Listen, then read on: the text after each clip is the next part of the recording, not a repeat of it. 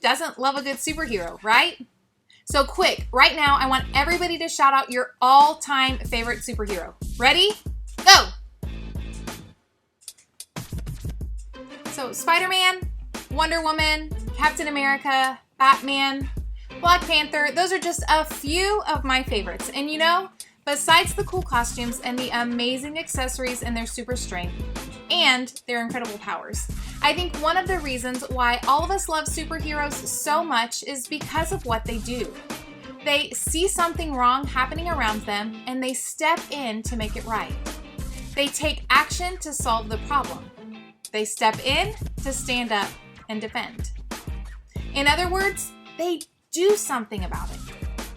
Over the next few weeks, we're going to talk about that very thing. But first, we need to learn more about injustice and take a look at what God has to say about it before we can do something about the injustice in the world around us. So first, I want us to start by defining injustice together. Have you heard the word justice before? Justice simply means something is right, fair, or equal. Injustice is just the opposite of that. So when we talk about injustice, we're talking about the things in our world that are unfair, unequal, or not right. Now, there are probably a lot of things that might come to mind when you think about injustices in the world. Things like children who are starving, families who are living in poverty, bullying, or racism.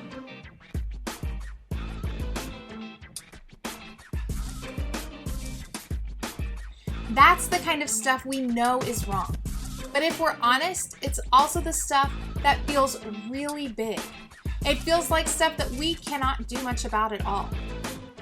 Honestly, I totally understand that feeling. Some of the most obvious injustices in the world feel like challenges that we just can't overcome. And because of that, we feel like we just have to hang up our superhero cape and let someone older or wiser or more powerful do something about it. But what if I told you that you have a lot more power to do something about injustice than you realize? What if I told you that right now, even as a teen, you have the potential to do something about the hurts and the wrongs and the unfair things that you see in the world around you every single day? Let me show you what I mean. Have you ever set up an epic domino path? You know, one of those where you set up each domino just right so that when you push one with your finger, a huge chain reaction follows? Well, that's kind of like the potential that you have right now to make the change that you want to see in your world. You have the power to do something about the injustice around you. But like the dominoes, you can't just take action without taking steps first. And when it comes to injustice, the first important step to take is seeing. Whether we realize it or not, there are so many injustices, big and small, happening in the world around us every single day. The problem is that often, if they're not big, huge, obvious wrongs, we just don't see them. Sure, we might question them or wonder why these things are happening, but we don't recognize them as injustices. To us, this is just the way things are. It's part of the way the world works. But think about it. Did you know some people don't get to join the team because they can't pay the fees? Did you know some students have to wear the same clothes every day because it's all they have? Did you know that some students get bullied every week, but nobody speaks up? Did you know that someone will go to sleep hungry today because they have nothing to eat? Did you know that someone will die today from a curable illness because they don't have access to a doctor or medication? Now, for some of you, the stuff on this list isn't brand new. You notice it because you've experienced it. You see it because you've lived it. For you, some of these injustices are very real. But for others of you, this may be brand new stuff that you're just now noticing. And all of this stuff, the stuff that's happening in your school, in your community, your neighborhood, even here at church that just feels off, that stuff is probably the result of some kind of injustice, some kind of unfair or unequal treatment of people.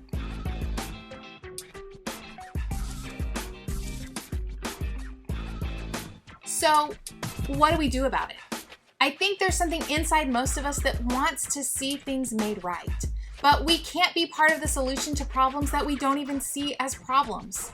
Remember, we said the first step to making things right is to simply start seeing. And if you haven't seen or experienced injustice, we really have a unique opportunity over the next few weeks to hear about and see other sides of injustice for the very first time. So, how do we do that? What can we do to open our eyes to the injustice around us? Let me let you in on a little secret. We aren't the first people to have this problem. We aren't the first people to experience a world filled with injustices. And we aren't the first people to not notice them from time to time. We aren't the first people who needed a little help opening our eyes and seeing them. I think that's part of the reason Jesus made a habit of pointing out things to people that they hadn't seen or noticed before. So much of his ministry on earth was about helping people see the world through his eyes.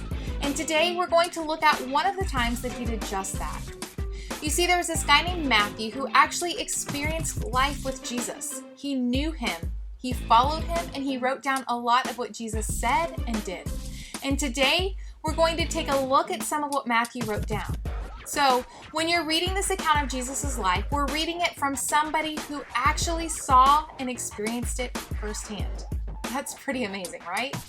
So in this particular encounter, Jesus was trying to help those who were listening to him speak understand that part of following him means seeing and caring about the injustices around them. And what we're about to read. Jesus was comparing the righteous people to the unrighteous people. Now, when we talk about righteous people, we're talking about people who do good and want to help others. And when we talk about unrighteous people, we're talking about people who don't do good and aren't wanting to help others. Now, let's look at what Jesus said. Then the king will say to those on his right, "Come, you who are blessed by my Father, take your inheritance, the kingdom prepared for you since the creation of the world. For I was hungry, and you gave me something to eat. I was thirsty, and you gave me something to drink. I was a stranger, and you invited me in. I needed clothes, and you clothed me. I was sick, and you looked after me. I was in prison, and you came to visit me." Then the righteous will answer him, "Lord, when did we see you hungry and feed you, or thirsty and give you something to drink? When did we see a stranger and invite you in, or needing clothing and clothe you? When did we see you sick or in prison and go to visit you?" Matthew 25:34-39. Okay, so maybe you're hearing this and you're thinking, what the people who were listening back then thought. What in the world is Jesus talking about? When was he hungry or thirsty or in need of clothing? When was he sick or in prison? That's not anywhere in the Bible, right? Well, technically you're right. Those injustices didn't happen directly to Jesus, and so his followers didn't really see them. They didn't recognize that responding to them might be important parts of showing their love for him. But look at how Jesus responded.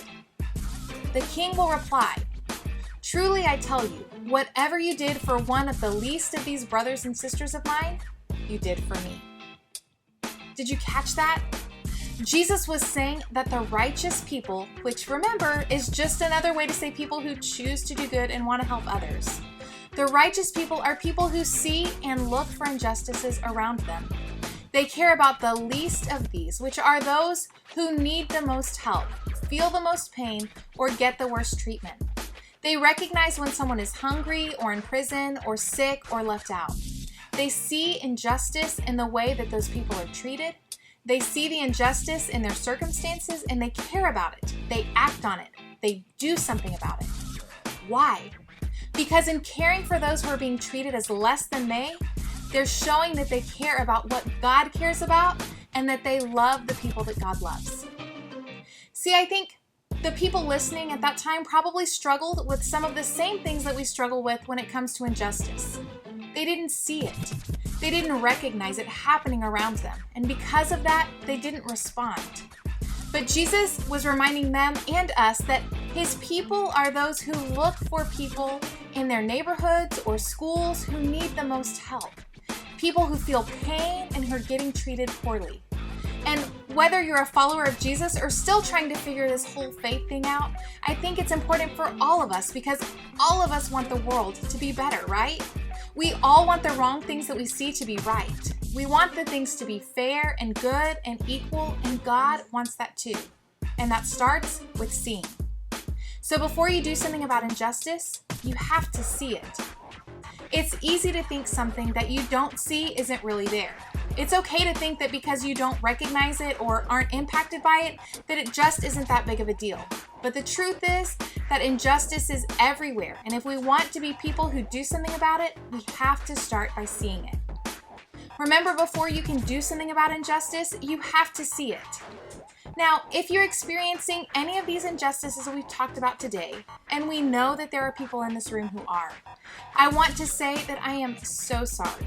What you have experienced isn't right or fair or good, but I don't want you to check out just yet, because what you are experiencing matters, and we're going to be talking about what to do when you're in a situation more next week.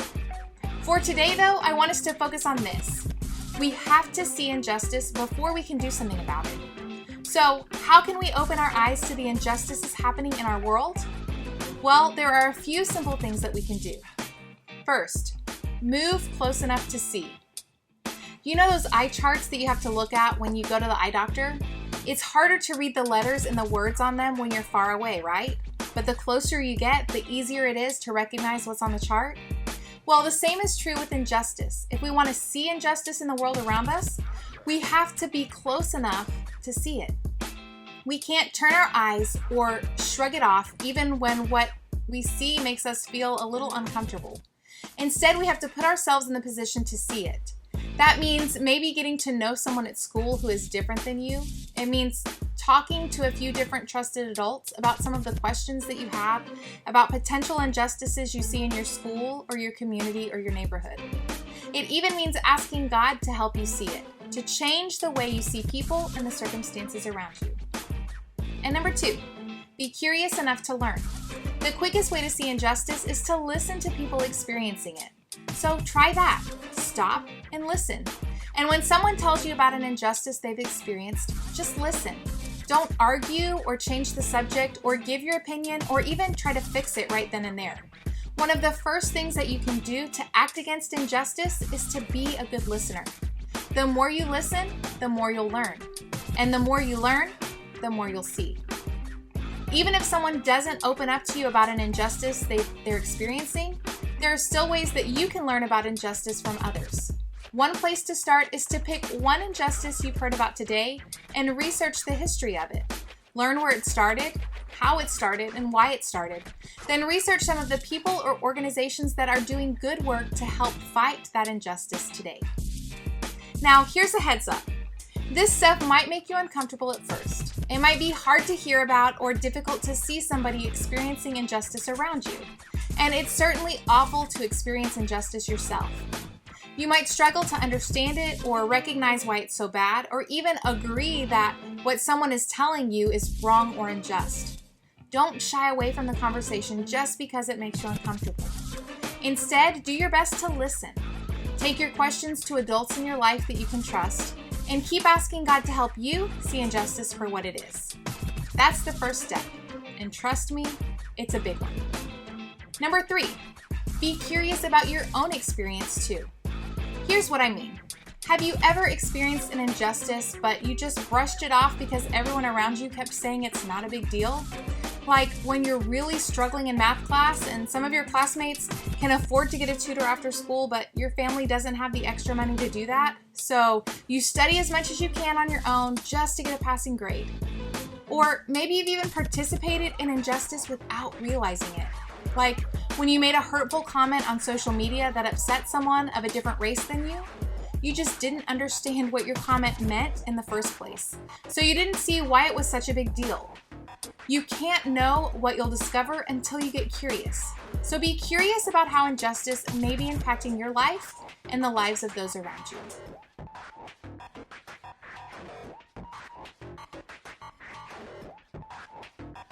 If we want to do something about the injustice around us, we'll have to start by moving close enough to see that injustice. then we'll need to be curious about others' experiences with injustice. And we'll have to think about our own experiences with injustice. Now, I know that you probably all want to see me knock down this path of dominoes I've been setting up throughout our whole talk today. And I'm so sorry to disappoint you, but the thing is, doing something about injustice takes time. We can't just jump in and put that first domino into action. We first have to be open to learning. And for us, that first step is learning all about seeing before acting. Maya Angelou, a famous woman who wrote about injustice a lot, summed this up perfectly. She said this: "Do the best you can until you know better. Then when you know better, do better."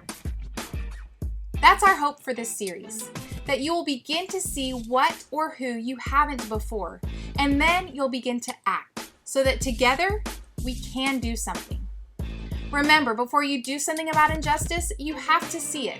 And one of the best places to start talking about what it means to see injustice is in your small group. We've created these groups to be a safe place for you to listen, ask questions, and encourage each other to do something great in this world, together.